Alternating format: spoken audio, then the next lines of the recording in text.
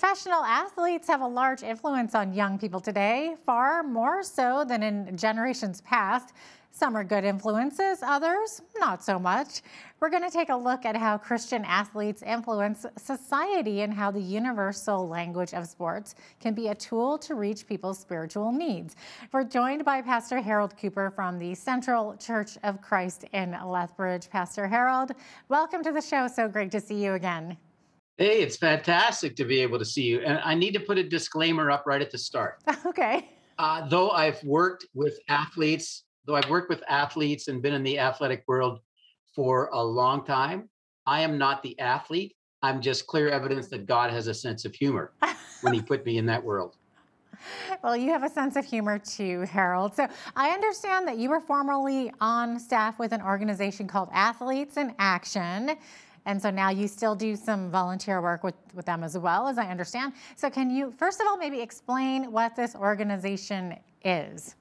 Sure. In the early 70s, Athletes in Action got started because at that time in the Canadian Football League, there was no chaplaincy program. There was no platform for athletes who were becoming new believers or who already were to really have any connection. And so a group of guys, players and ministry leaders got together and they had a burden to use the platform of sports to have an influence in Canada, and in particular at that time within the Canadian Football League.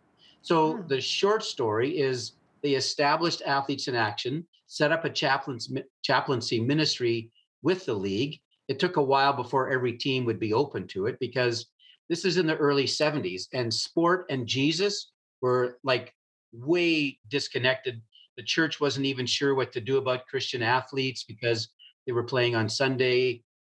Young kids weren't encouraged to be in sport because it conflicted. And, there was a whole cultural difference than what we have today. And so they were really pioneers and they established the chaplaincy program. And then they realized they had a platform of influence and they started going to schools and they started doing community events. And one of those was the Grey Cup breakfast that I think got started in maybe 1976 and has continued ever since. And so the Grey Cup coming up in Hamilton, there will be maybe 700 to 1,000 people that will gather to hear the testimony of athletes and coaches, some of whom are in that game, and they will openly share about what Jesus has meant to them.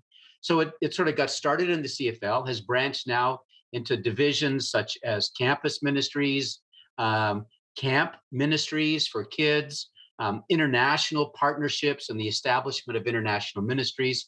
So AIA Canada is connected with AIA globally. And so from those small beginnings in the States in the 50s and in Canada in the 70s, there are Athletes in Action ministries of one size or scale or another all around the world. That's amazing. I had no idea what the scale of that was either. Now, Harold, you spent a number of years as a chaplain to the Saskatchewan Rough Riders. So what was that like? So keeping in mind my disclaimer right at the start, Yeah. I'm this short 5'6" guy. This was in 1996 when I went to become the full-time chaplain. I had been there in 1995 for the Grey Cup breakfast. That was the one with the Baltimore Stallions, I think.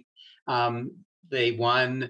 It was freezing cold. The greatest sign was a guy over in the stands with a big sign that said, "At least there's no mosquitoes," right? So the involvement with me with the team was riddled with lots of fun and actually insecurities as well, because here was this small guy with these massive men, elite athletes in our nation. And I'm going, okay, so how do I fit in? So what was it like? At times it was intimidating. At times it was fearful. It just reminded me of a biblical truth that we are called to be ambassadors for the gospel of Jesus Christ. And so it doesn't matter our size or shape. One of my great lines during that season was, when God measures a person, he wraps the tape around their heart, right? And so athletes are measured in all kinds of capacities. And it was just a privilege, really, to be able to be involved. I got to go to Grey Cup games. I got to be with the players on the field. But more importantly, I had a chance to meet one to one and to do the pre-game chapels and to do Bible studies with the athletes for a season of time in Regina. We had a coaches off season. Really, it's just the non-playing season because they're hard at it.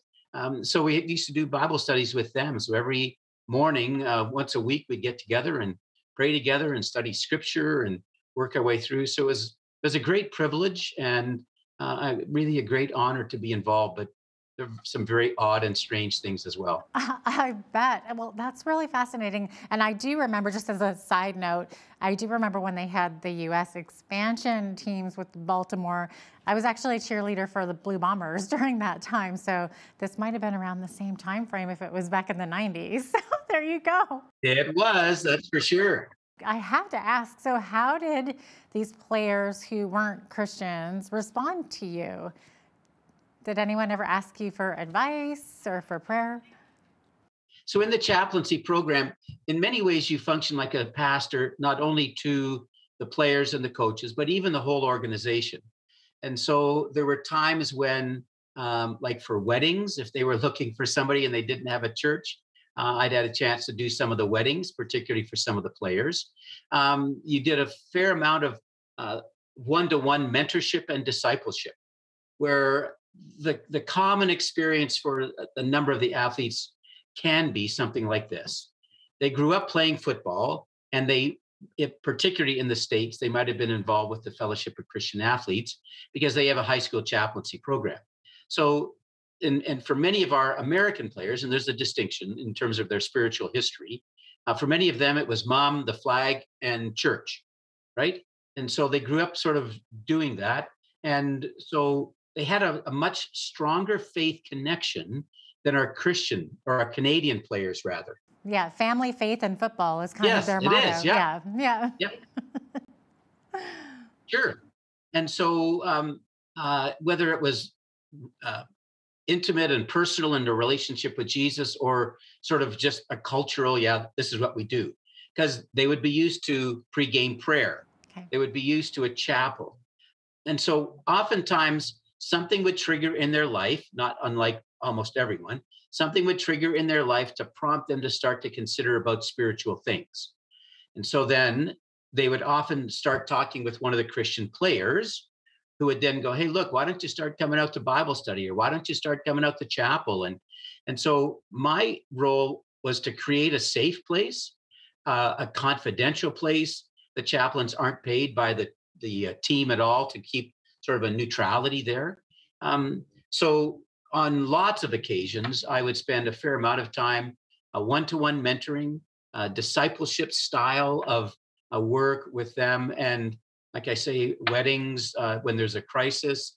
I didn't have to deal with a death while I was there, but other chaplains over the years have had to deal with loss of life issues, either with the player or some of the staff, those types of things. But the fun thing for me was actually, as a chaplain, doing the baptism side of things. As players would work through that faith journey, they would make a decision for Jesus and go, so now what? So then we'd have conversations around that. So yeah, it was great. That's amazing. So your role where there was also, it was volunteer, and you're just giving up so much of your time to do this. Right. So as a chaplain, I was full-time staff. So I was like a missionary with Campus Crusade for Christ. It's now called Power to Change. So we raised our support, trusted God for those resources. And then as I shifted in my ministry away from full-time with Athletes in Action and went into sports camps, that's a whole other thing. I still retained a connection because when I was with the Riders, I was asked if I would consider launching Athletes in Action in Zambia. And so I started taking players and athletes and coaches, and we did international projects in Southeast Africa. So I can remember one occasion where we were in Kenya, and we had 3 full-time players at that time. And we were out in this rural area, and it was I can't even remember the name, but it was like a Methodist Baptist, the African Methodist Baptist, something. And so we went into this dirt chapel, and one of our guys just wept and wept. He grew up in Georgia, and the church looked very much like what he could remember as a little kid. And he went, it was just like in the movie. He goes like, I found my roots. I found where I found my history. I found my life, and just to create opportunities like that for them to have that experience. So now I continue as a volunteer with Athletes in Action in the international side. So I'm not so much in the major outreaches or things like that, but I still help facilitate international projects and training athletes and coaches and administrators in their country to start just like it did here in Canada. Yeah. Well, we started this interview talking a little bit about how oftentimes sports people are role models. Young people look up to them. So what are some of the pros and cons, in your opinion, of looking up to pro athletes as models for our children? So it's a fantastic question because it begs an even bigger picture, but I won't go there. I'll just make the aside. I think every believer is a role model, right? And so some of us do better at that than others, depending upon our life place. So what I've learned over long years of ministry is the story's never over. So we've got these players that we see for a small window of time, and they're in the middle of, for some of them, a very early story. So yes, without any reservation, they are having an influence. Sport is having a phenomenal influence in the world. I think that's evidenced with the number of the issues like the Black Lives Matter, whether players will stand or kneel for the national anthem. And so that platform is huge when you consider, like at an NFL game, there could be close to 90 to 100,000 people in the stands. Like that's bigger than the entire town of Lethbridge. So, when you think of all of those people and they're watching and what every one of those players do, especially I think more so because of social media availability to be followed and all those kinds of things, the use of media by the players, it can be incredible, but there's always risks, right? Because there's a Bible verse, I think, that says, "For all have sinned and fall short of the glory of God." So we find people in the middle of their stories, and when they fall, we tend to sort of be far more harsh on them. I had a phrase that said, remember where you came from so you can offer grace to those who still live there. So you have the incredible positive influence, which is why we go into schools and sports and athletes and things are, they're sought after because their life experience has given them a platform. And that platform can be either used or abused.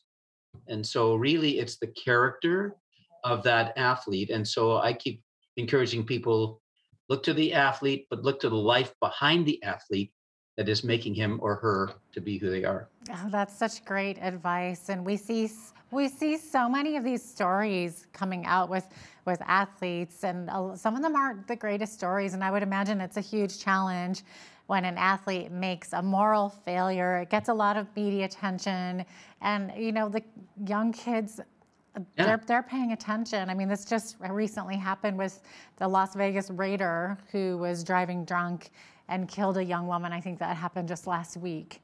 So we're seeing these crazy stories coming out of these athletes. And I think part of it is like there might be a need inherently for people to have somebody to look up to, and that's valuable. That's important. But choosing who that person is might be better differentiated by not necessarily the position or achievement that they've gotten to, but that the character and personality that they demonstrate. Because like Tim Tebow and his family, and like there's others that are doing unbelievably wonderful things with the amazing funds that they have, the platform that they have, and they're really making a difference. But that's grown out of a character that has been cultivated or transformed to have them think beyond themselves. And I think the problem with sport is it has this constant identity issue that you're the somebody. And yes, they've worked hard to get there, unbelievably hard. But behind all of that is somebody who has coached them, cared for them, encouraged them. Nobody gets to the top by themselves, and nobody becomes an elite athlete without an unbelievable coach who just believed in them until they could believe for themselves. So I think that's the big challenge with the athletes. It's sort of wherever they come from is going to be far more critical because that will often dictate where they're going to wind up. But we don't always know the backstory, Oh gosh, and as there's you know. exactly, and there's just so much to unpack here, but unfortunately, we're out of time. We could have gone on and talked about this and talked about coaches, influences, and great sports camps for kids. So we'll just have to have you back Oh on my again. goodness, yeah. Thanks so much, Pastor Harold, for being with us today. We really appreciate you. See ya. My joy. It's always a joy. See ya.